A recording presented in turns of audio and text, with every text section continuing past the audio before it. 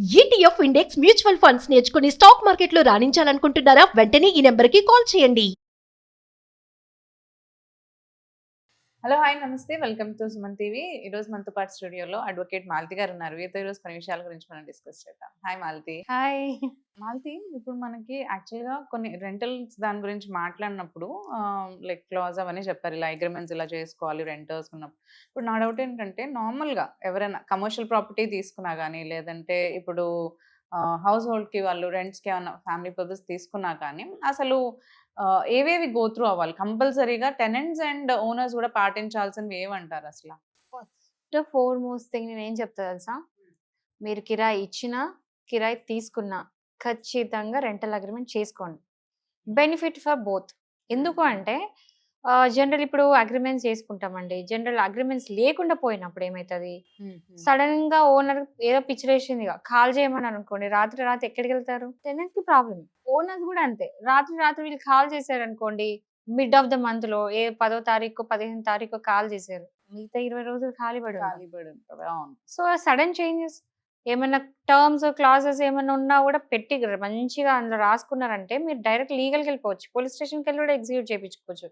So general ఇలా అయినప్పుడు మీరు పోలీస్ స్టేషన్కి వెళ్ళి ఇప్పుడు సపోజ్ మీ టెనెంట్ ఏదైనా ఇల్లీగల్ యాక్టివిటీస్ చేస్తున్నారు, అలాంటప్పుడు మీరు వెళ్ళి పోలీస్ స్టేషన్లో కంప్లైంట్ పెడితే అసలు నువ్వు ఇంట్లో కిరాయికి వెళ్ళినా ఎందుకు అడుగుతున్నారు అంటారు. అప్పుడు మీరు ఏం చేస్తారు?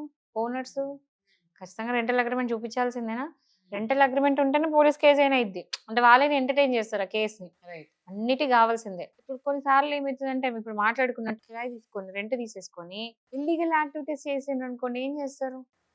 వాళ్ళు తీసుకొని వాళ్ళు వండుకుంటే ఇంకెవరికో కిరాయికి ఇస్తే మళ్ళీ వచ్చినోడు దొంగ అయితే ఎన్నో జరుగుతాయి. ఇవన్నీ అవాయిడ్ చేయాలంటే చాలా మంది ఏంటంటే అది పెద్ద పని, రెంటల్ అగ్రిమెంట్ పెద్ద పని, మళ్ళీ అడ్వకేట్ ని కలవాలి అనుకుంటారు. లేదండి, మెన్షన్ చేసి చేయించుకోవాలి. అయితే జనరల్ ఏంటంటే ఒక్కసారి మీరు పెట్టుకున్నారనుకోండి, ఒక్కసారి రెంటల్ అగ్రిమెంట్ చేపించి పెట్టుకుంటే మీరు సాఫ్ట్ కాపీ సేవ్ చేసుకొని పెట్టుకుంటే జస్ట్ పేర్లు కాపీ పేస్ట్ చేసుకుంటే సరిపోతుంది కదా. మహా అంటే 100 రూపాయల బాండ్ పేపర్ మీద చేపిస్తారు, ప్రింట్ చేయించడం అంతే పని. బట్ ఒక్క పని చేసుకున్నందుకు మీరు ఫ్యూచర్లో సెక్యూర్ అయిపోతారు. లేకపోతే అదో టెన్షన్, ఓనర్స్కి టెన్షనే, టెనెంట్ ఇద్దరు సేఫ్టీ కోసం చెప్తున్నా నేను, ఎవరికి కూడా ఒక సైడ్ తీసుకోవట్లా, ఇద్దరు కూడా అదే మంచిది. సో రెంటల్ అగ్రిమెంట్ ఉండాలి. ఇంకోటి ఏంటంటే, ఇంట్లో మీరు రూపాయి కట్టే పని లేదు, ఓన్లీ 100 రూపాయల బాండ్ పేపర్ ఏదైతే ఉంటుందో చెరొక కాపీ పెట్టుకుంటే సరిపోతుంది.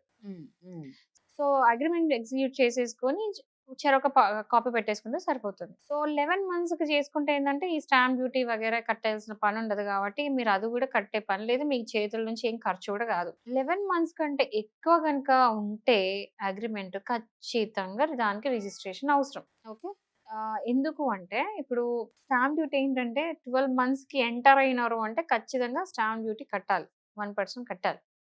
1 డే ముందు వరకు కూడా కట్టే పని లేదు. సో అందరూ 11 మంత్స్ అది ఆబ్వియస్ రీజన్కి చేయించుకుంటారు 11 మంత్స్కి.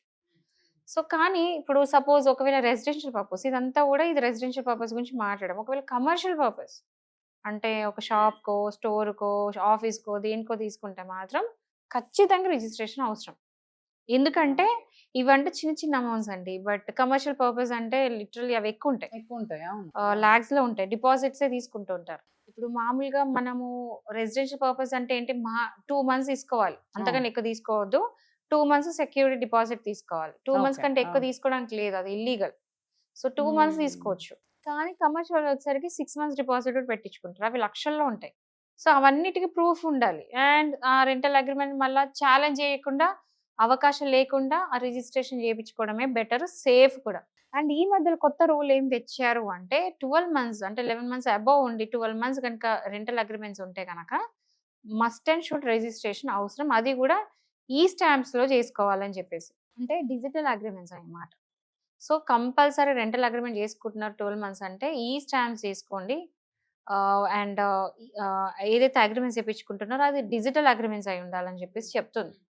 సో దాని తగ్గట్టు ఏంటంటే అది తీసుకోవాలి, డిజిటల్ సిగ్నేచర్స్ పెట్టాలి, దానికి ఒక కాపీ ప్రింట్అవుట్ తీసుకోవాలి, సేమ్ ఇద్దరు మళ్ళీ చెరొక కాపీ పెట్టుకోవాలి. సో ఇది ఏంటంటే దీనివల్ల యూజ్ ఏంటంటే లిటరల్ ఏంటంటే అంతా ఆన్లైన్ అవైలబుల్ ఉంటుంది అప్పటికప్పుడు, అండ్ ట్రాన్స్పరెన్సీ పెరుగుతుంది, ఎర్రర్స్ తగ్గుతాయి, ఇవన్నీ ఉంటాయి. అంటే మీకు తప్పులు చేసే అవకాశాలు తక్కువ ఉంటాయి. తక్కువ ఉంటాయి. అండ్ అందులో జిమిక్లు కథలు పడే అవకాశాలు కూడా తక్కువ ఉంటాయి. అంటే లీగల్ గా మీరు చాలా అంటే చాలా సెక్యూర్డ్ ఉంటారు. సో ఇలాంటివన్నీ కూడా పాటించండి అని చెప్పేసి గవర్నమెంట్ స్ట్రిక్ట్ గా చెప్తుంది. సో ఎవరైనా సరే ఇప్పుడు ఇప్పుడు ఇంకోటండి, కమర్షియల్ రెంట్స్ ఇవన్నీ తీసుకున్నప్పుడు ఏంటంటే కొంతమంది అది కూడా అవాయిడ్ చేయడానికి ఎందుకులే రిజిస్ట్రేషన్ మన మధ్యలో అండర్స్టాండింగ్ లో పోతామని అనుకునే వాళ్ళు ఉన్నారు. లీజ్ అగ్రిమెంట్స్ అది చాలా బిగ్గెస్ట్ మిస్టేక్. ఎందుకంటే మీరు రెంట్ కోర్ట్స్కి వెళ్తే అంటే ఈ రెంటల్ ఇష్యూస్ లో కోర్ట్స్కి వెళ్ళి కూర్చుంటే 70% ఇవే ఉంటాయి కేసులు. చాలా తక్కువ ఈ రెసిడెన్షియల్ పర్పస్ లో కేసులు వేసే వాళ్ళు చాలా తక్కువ మంది. ఈ విషయాల్లో కేసెస్ ఫైల్ అయితే ఎక్కువ. ఎక్కువ. సో అవన్నీ అవాయిడ్ చేయాలంటే ఖచ్చితంగా ఒక రెంటల్ అగ్రిమెంట్ పెట్టుకోవడం ఇంపార్టెంట్, మ్యాండేటరీ అనుకోండి. And that is rule. Not just ego మీకు ఏంటంటే ఈ ట్యాక్స్లు కట్టడం అవాయిడ్ చేయడానికి అని చెప్పేసి మీరు మొత్తానికే ఒక పెద్ద ప్రాబ్లం కోరి తెచ్చుకున్నట్టు. సో అలాంటి ఎప్పుడు చేయొద్దు. Rental agreement must and should గా చేయించుకోండి. ఈవెన్ నేనైతే రెసిడెన్షియల్ పర్పస్ కూడా చేసుకోనని చెప్తా. ఎందుకంటే అది చాలా సడన్ గా ఖాళీ problems. చేయమన్నా ప్రాబ్లం యా మళ్ళీ ఇంకోటండి, ఇప్పుడు ఇయర్లీ ఇంక్రిమెంట్స్ చేస్తుంటారు. 5% అవును, 2% పెంచుతూ ఉంటారు. సో అవన్నీ కూడా మనం క్లాసెస్ క్లియర్ రాసుకుంటాం. రాసుకుంటాం. అవన్నీ క్లియర్ ఉండాలి. మళ్ళీ కొన్ని ఏంటంటే ఇప్పుడు కొన్నిసార్లు రిపేర్స్ కి వస్తాయి. చిన్న చిన్న మైనర్ రిపేర్స్ అంటే టెనెంట్స్ చేయించుకోవాలి, మేజర్ రిపేర్స్ అంటే ఓనర్స్ చేయించుకోవాలి. ఇలాంటి క్లాజెస్ అన్ని క్లియర్ గా మెన్షన్ చేస్తాం. ఏమైనా డ్యామేజెస్ అయినాయి ఈ సెక్యూరిటీ డిపాజిట్ నుంచి యూజ్ చేసుకోవాలి. కరెంట్ బిల్ కట్టకుండా వెళ్ళిపోయినారు అందులో నుంచి సెక్యూరిటీ డిపాజిట్ నుంచి. సో ప్రతి ఒక్క క్లాజ్ కూడా క్లియర్ కట్ గా అందులో రాసేసుకుంటాం. సో అలా రాసుకున్నప్పుడు ఏంటంటే రేపు ఏమైనా సరే లిటిగేషన్ అయింది ఇద్దరు మధ్యలో, పార్టీస్ మధ్యలో అంటే టెనెంట్ అండ్ ఓనర్స్ మధ్యలో ఏమైనా గొడవ కనుక అయితే ఈ హెల్ప్ చేస్తారు కదా రెంటల్ అగ్రిమెంట్. సో కాలం పోయింది, మాట మీద రెంట్ ఇచ్చే కాలం పోయింది. మీరు ఖచ్చితంగా రెంటల్ ఎవరైనా కిరాయి ఇస్తున్నారంటే రెంటల్ అగ్రిమెంట్ చేసుకోవాల్సింది. అది మ్యాండేటరీ అనుకొని కిరాయికి ఇవ్వండి. ఈవెన్ ఎవరైనా కిరాయికి వెళ్ళేటప్పుడు రెంట్ తీసుకునే వాళ్ళు కూడా ప్లీజ్ ఇదే ఐడియాలజీతో వెళ్ళండి. రెంటల్ అగ్రిమెంట్ చేసుకుందామని మీరే అడగండి. సో ఎందుకులే అదో పెద్ద పని అన్నట్టుగా వదిలేసే వాళ్ళు చాలా మంది ఉన్నారు. But never do that. Rental agreements are mandatory even for residential ఇల్లులు కూడా. రైట్. Yeah, thank you.